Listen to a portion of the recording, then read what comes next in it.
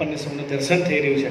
તેવું જ સ્વામીજીના વર્ષોથી યોગમાં છે અને નિરંતર સેવામાં એમનો ઉમંગ એક ધારો છે. આજે સવારે 2-3 જણ આવી ગયા હતા વહેલા, સમીરભાઈ, કલ્પેશભાઈ ને બધા હતા.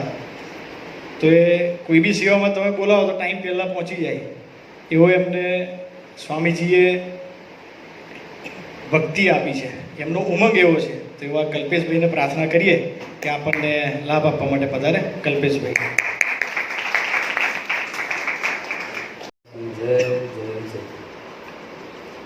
આપણે બધા સ્વામિનારાયણ સંપ્રદાયના હરિભક્તો ભેગા થયા છે.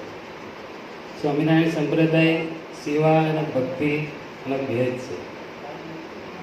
એ જ પ્રણાલિકાને આગળ લેતા હરિપ્રસાદ સ્વામી મહારાજે આપણને સર્વે અમરીશોને ભેજ આપ્યો છે.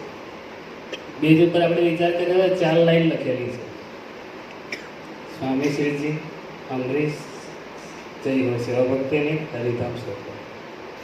એમાં 3જી લાઈનનો વિચાર કરીએ કે સેવા ભક્તિ. આપણું એક જ કામ છે કે સંપ્રદાયમાં રહીને સેવા ભક્તિ જ કરવી છે.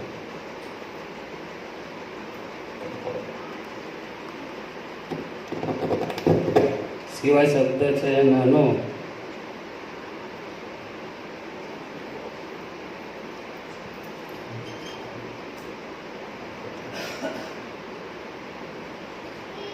સેવા શબ્દ છે નાનો, પણ કરવા જઈએ ને તો જીવન ટૂંકું પડે.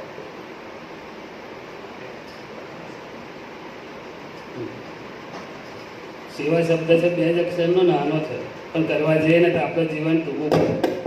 સેવા ક્યારે થાય? સેવા જીવન બેસી જઈએ ત્યારે થાય. ને સેવા કરવી હોય તો ચંદનની જેમ બેસાઈ જવું ત્યારે સેવા કરી શકીએ. સેવા કરવાથી પોતાના જીવને બળ મળે છે અને જીવને બળ પાડવાનું એક જ સાધન છે તે સેવા. એ સેવા કરવાથી આપણા ગુના પ્રારબ્ધોનો નાશ થાય છે. એટલે તો મહારાજે વચનામૃત તથા ગઢડા મધ્યના 28માં મહારાજે કહ્યું છે કે ભગવાનને રાજી કરવાનો શ્રેષ્ઠ ઉપાય એક જ છે કે ભગવાનના ભક્તોની ભક્તિ કરવી અને સેવા કરવી.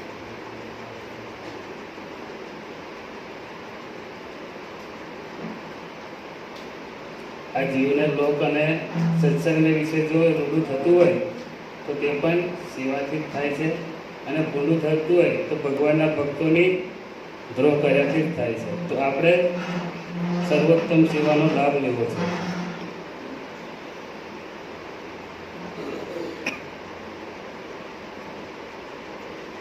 સેવા જ્યારે કરવા જઈએ ત્યારે સેવાનો મહિમા સમજવો પડશે. સેવાનો મહિમા સમજીશું તો જ સેવા કરવાનો ઉમંગ જાગશે. સેવા મહિમા સહિત કરવી જોઈએ અને સેવા કર્યાનો અને કરાવવાનો મહિમા રાખવો જ જોઈશે. અને આપણે સેવા કોની કરીએ છીએ એ પહેલાં સમજવું પડશે. આપણે જન્મ ભગવાનના ભક્તની સેવા જ કરવી છે. એ તો આપણે માટે જન્મ થયો છે. આપણે સેવા કરીએ છીએ તો નિસ્વાર્થ ભાવે કરવી જોઈએ, નિર્વાણી ભાવે કરવી જોઈએ. આપણને સેવા કરીએ તો કંઈ માન માટે ના કરવાની હોય, આપણે આપણા જીવના રૂઢું કરવા માટે કરવાની હોય છે. તો સેવા નિસ્વાર્થ ભાવે નિર્માણ ભાવે કરીશું તો જ આપણને અહોહો ભાવે સેવા કરવાનો ઉમંગ લાગશે. સેવાના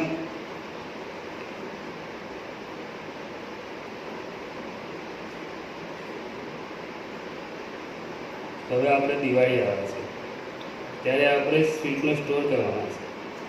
સ્ટોર પર જે કંઈ નાની મોટી સેવા આવશે એ આપણે ઉમંગથી કરવી છે. તો સેવા કરવાથી આપણા પ્રારબ્ધો પૂરા પ્રારબ્ધોનો નાશ થશે. ભગવાનના ભક્તો કંઈ નાની મોટી જે કંઈ સેવા કરશે એ પોતાના માટે નથી કરવાના. એ એકબીજાથી જે કંઈ જગ્યાએ છે એનાથી એ ભક્તો એકબીજાને નજીક આવવા માટે સેવા કરવાના છે. જે જગ્યાએ છે ત્યાંથી નજીક આવીએ એનો આ અવસર છે. સ્ટોર એ કોઈ સ્ટોરનું આયોજન કરીએ છીએ એ કંઈ તો નિમિત્ત માત્ર છે, પણ એ ઉપર જે કંઈ સેવા કરીશું તે ભગવાનના ભક્તો એકબીજા જ્યાં છે ત્યાંથી નજીક આવીએ છીએ. સ્ટોર એકબીજાથી નજીક આવવાનો અવસર છે.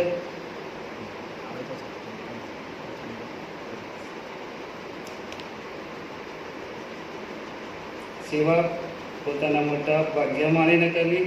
સેવા મળે તો એવું સમજવું કે આ સેવા મને ક્યાંથી, કે જ્યારે સેવા આપનારને આપણને આપશે ત્યારે એમને પણ આપણને આપણી લાયકાત પ્રમાણે જ સેવા આપશે. એમને ખબર હશે કે આ સેવા એને લાયક છે તો જ આપણને સેવા આપશે ને.